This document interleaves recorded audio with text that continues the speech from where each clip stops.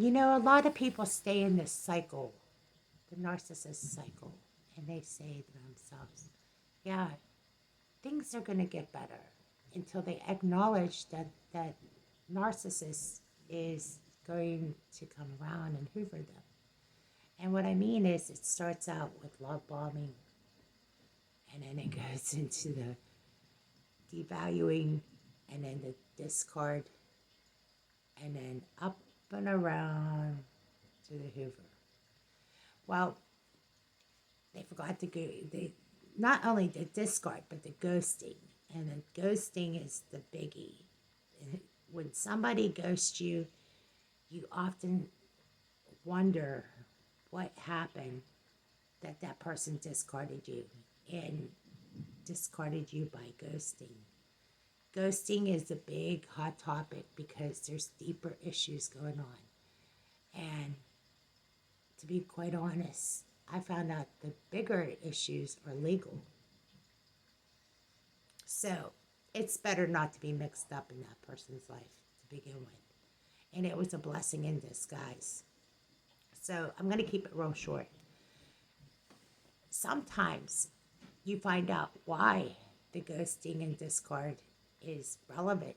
You realize that down the road, you're like, okay, you find out they're in a lot of trouble and they have a lot of issues, and they discarded me for relevant reasons. It's actually relevant. They might have been hateful and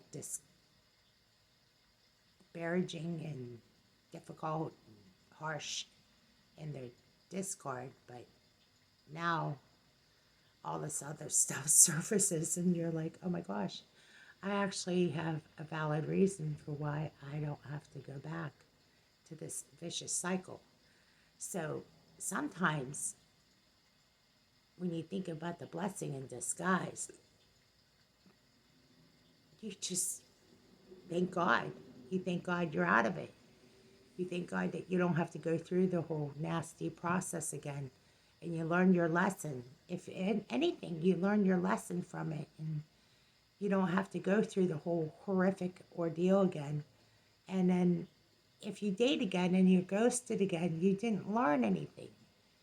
It's happened to me a couple of times. And I'm like, okay, I didn't learn anything from the first time. Or I didn't learn something from this. It means it might be like, time out, don't date.